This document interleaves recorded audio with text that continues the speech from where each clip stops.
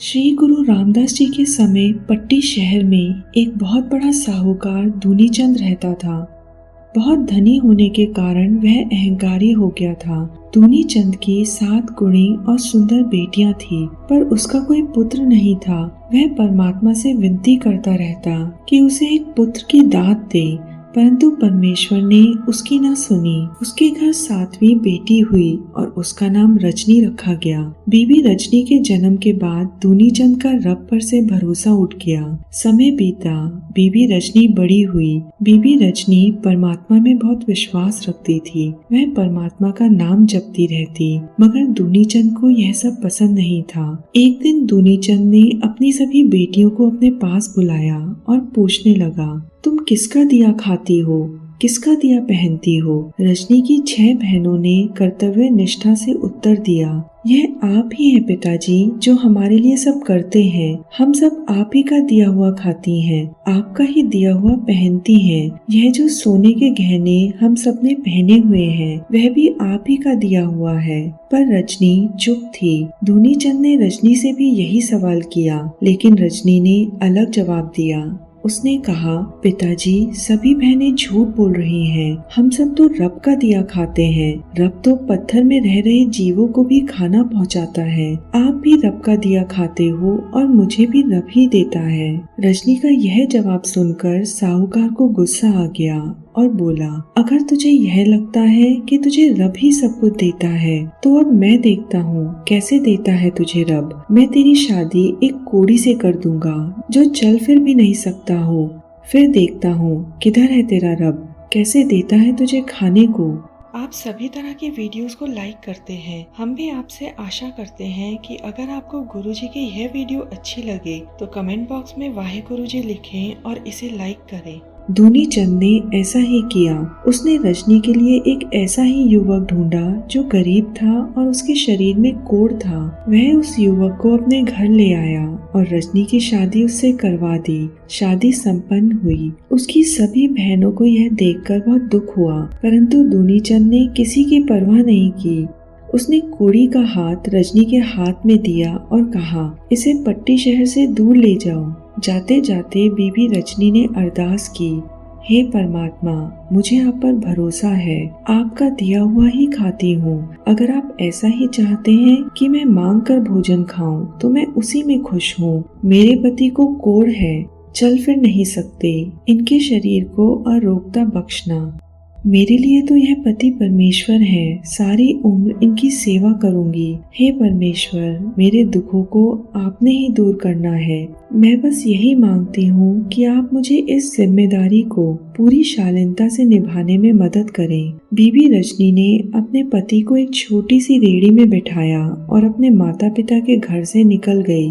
वह गांव-गांव घूमती। जब रात होने वाली होती तो वह अपने पति को गांव से बाहर बिठाकर अपने आप गांव के अंदर जाकर भिक्षा मांगती। खाने को जो कुछ भी मिलता पहले वह अपने पति को खिलाती और फिर बाद में अपने आप खाती। एक दिन ऐसे ही घूमते घूमते वह चक रामदास पहुंच गई। चक रामदास पहुंचकर वह एक तालाब के पास पहुंची। पास में ही एक बेरी का पेड़ था, जिसकी छांव देखकर वह दोनों उसके नीचे बैठ गए। थोड़ी देर आराम करने के बाद वह बोली, आप यहीं मेरा इंतजार करो, मैं पास के गांव में जाकर कुछ भिक्षा मांग कर ले आती हूँ। बीबी रजनी अपने पति को तालाब के किनारे छोड़कर गांव में चली गई। जब उसका पति रेहड़ी में बैठे हुए इंतजार कर रहा था तो उसने कुछ बहुत ही असामान्य देखा। उसने देखा कि कुछ कौवे तालाब में आकर गोता लगा रहे हैं और जब वह उड़कर बाहर आए तो वे काले से सफेद हो गए, जैसे छोटे छोटे देवदूत हों। उसने यह अजीब दृश्य बहुत देर तक देखा और फिर उसने कुछ करने का फैसला किया। यह दृश्य देखकर उसने सोचा कि कहीं यह तालाब अमृत का कुंड तो नहीं। अगर मैं इस तालाब में स्नान करूं तो मेरा भी कोढ़ ठीक हो जाएगा। यह सोचते सोचते काफी समय बीत गया। आखिर में परमात्मा पर भरोसा रखकर वह तालाब के किनारे जा पहुंचा। तालाब के पास पहुंचकर उसने सोचा कि कहीं तालाब ज्यादा गहरा तो नहीं। उसने अपने एक हाथ से बेरी की एक डाल पकड़ ली और धीरे धीरे पानी में उतर गया। जैसे ही वह पानी में उतरा और पानी ने उसके शरीर को छुआ, उसके शरीर के सारे जख्म ठीक हो गए। उसका शरीर कुंदन जैसा हो गया। सुंदर शरीर को पाकर वह बेहद खुश हुआ। तालाब से बाहर आकर वह किनारे पर बैठ गया और रजनी का इंतजार करने लगा।